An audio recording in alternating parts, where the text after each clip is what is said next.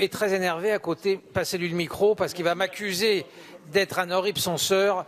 Donc donnez-lui le micro parce que ça va être épouvantable autrement. Allez-y, cher ami. Merci de me donner la parole. Et quelquefois, la parole, comme le chemin de la démocratie n'est pas pavé de rose, il faut la prendre. Allez-y. Voilà, merci. Alors j'avais deux questions à poser, suite à la question que vous avez posée, mais pour laquelle nous n'avons pas eu de réponse, sur le C de RCD. Alors donc je m'appelle Bouzid Senan, je me présente. Ce débat est centré sur l'islam, la laïcité, les valeurs de la France, liberté, égalité, fraternité, laïcité.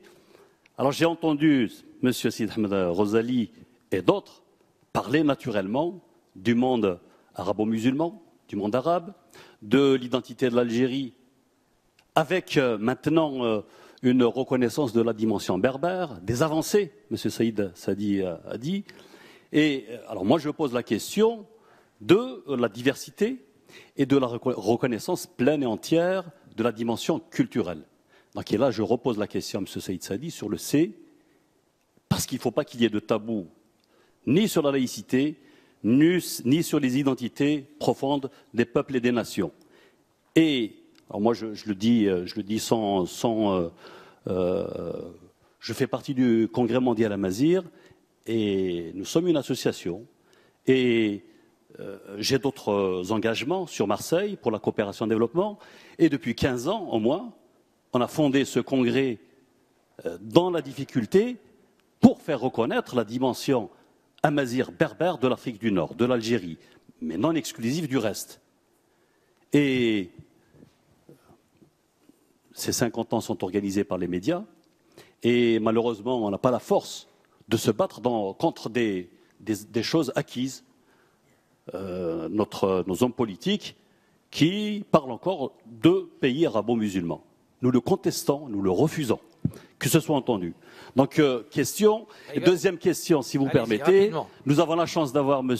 Saïd Sadi, homme politique algérien, M. Jean-Louis Bianco, président du Conseil général. Nous avons constaté une grande complicité dans les valeurs, les idées.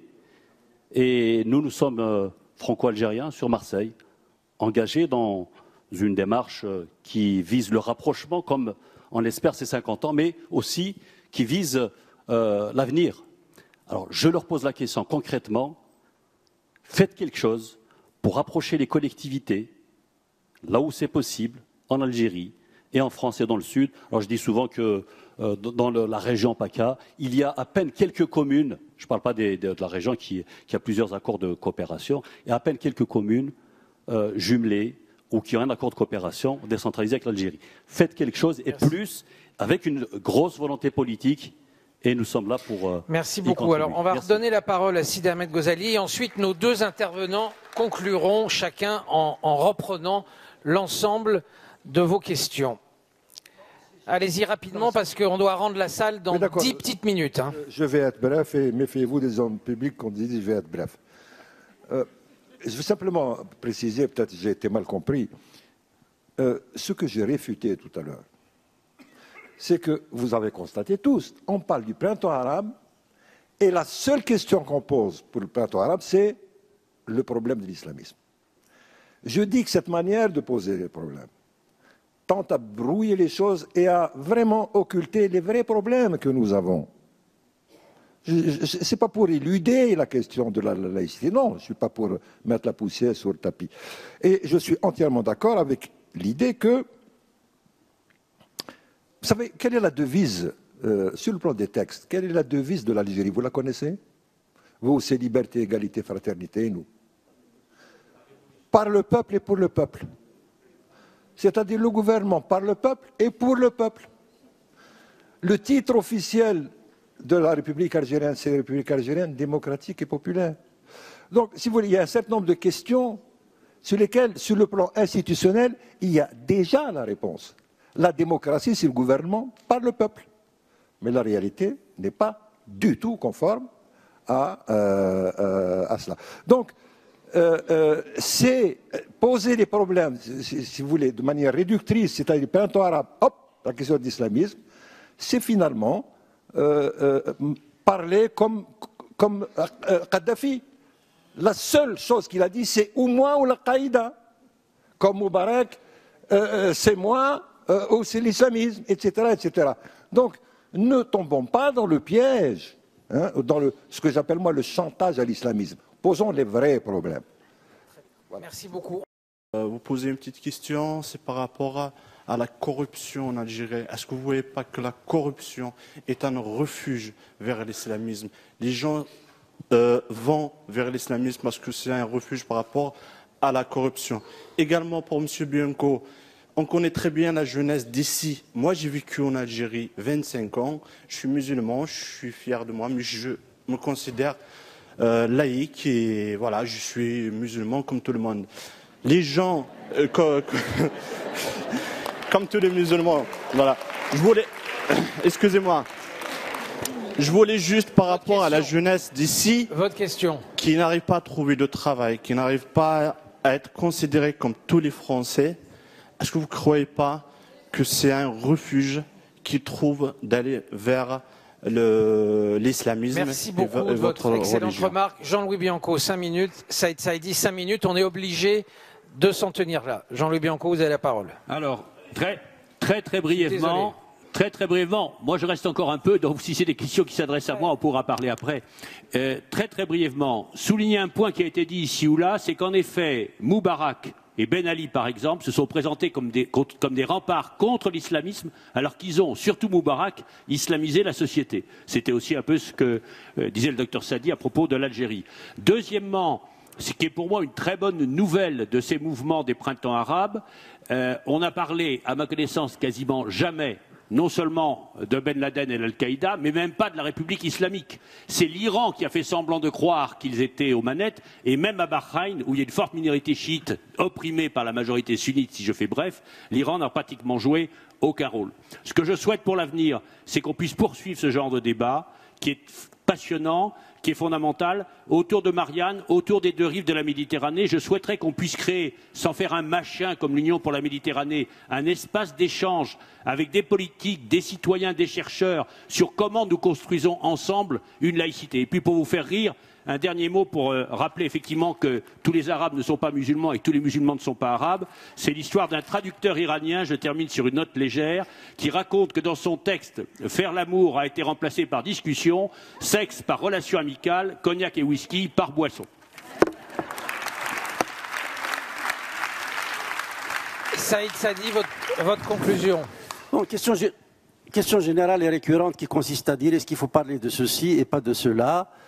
Quelles sont les priorités qu'il faut organiser? La première des priorités, c'est de définir la nature de l'État et le pouvoir qui doit en avoir la charge. Or, il s'agit de cela, s'agissant notamment de l'Algérie. Nous n'avons pas encore traité ces questions-là pour ensuite voir quel cheminement sur les thématiques économiques, institutionnelles, etc., etc. Nous ne pouvons pas faire l'économie de ce débat si nous voulons régler les questions qui découlent de l'exercice du pouvoir. Et s'agissant maintenant du CRCD, je l'ai dit, tout est question de culture. Tout est question de culture. Finalement, la question de l'islamisme dont on parle tant ici, elle renvoie une question de culture à la base. Elle pose une problématique identitaire, sauf qu'elle est exclusiviste, négatrice des autres paramètres, des autres valeurs qui peuvent animer une société. La question de la donne berbère, elle est aussi consubstantielle au combat pour la démocratie. Moi, je suis arrivé, je vais vous dire, à la politique, parce qu'un gendarme m'a donné une gifle un jour dans un barrage en Kabylie, alors qu'il rudoyait un vieux qui revenait du marché de Tizi Ouzou pour rejoindre son village.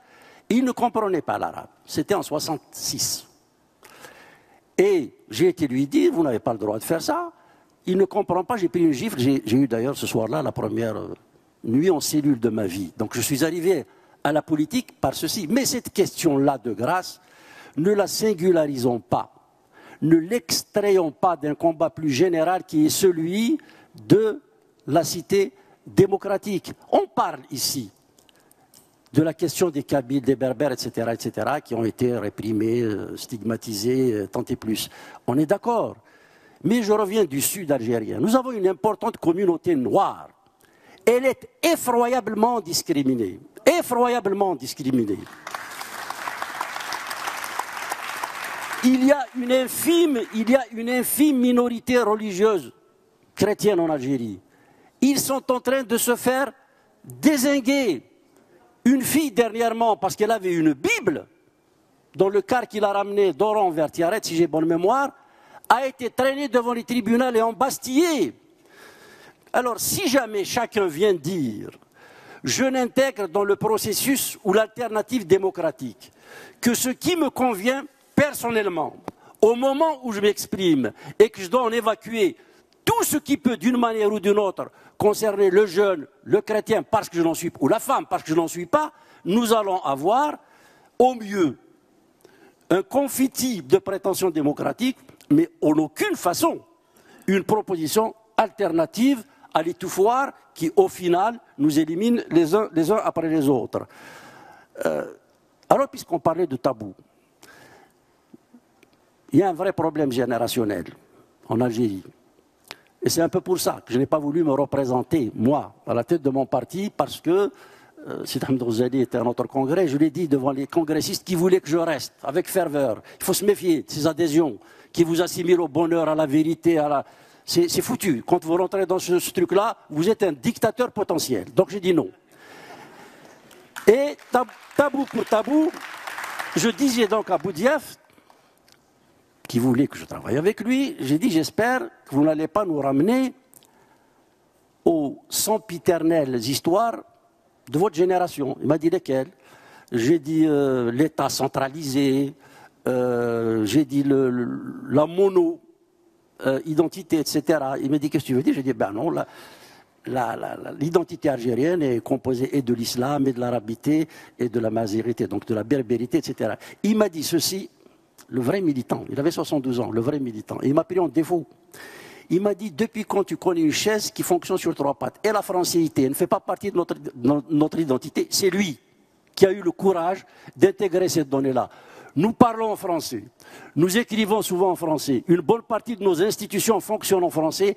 Aucun intellectuel, en dehors de Kateb Yassine, qui a dit c'est un butin de guerre, je crois, n'a osé revendiquer cette partie-là, peut-être parce que la passion est en train encore de dominer notre raison. S'agissant de la corruption, on revient à la première question.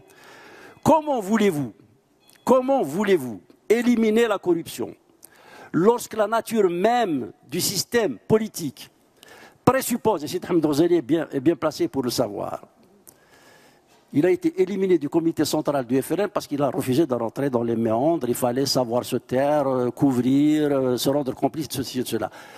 La corruption est un élément fondateur du système politique. Mieux, je dois dire avec l'avènement de Bouteflika, il a affiné la chose. Pour être intégré dans le système, vous devez avoir un dossier en justice ou au commissariat de police. Je vous assure que je caricature à peine.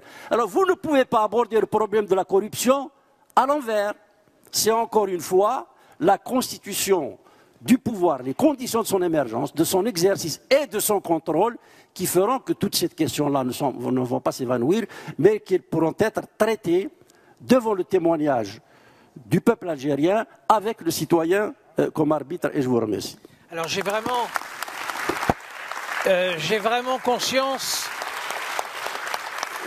conscience qu'on pourrait continuer encore longtemps.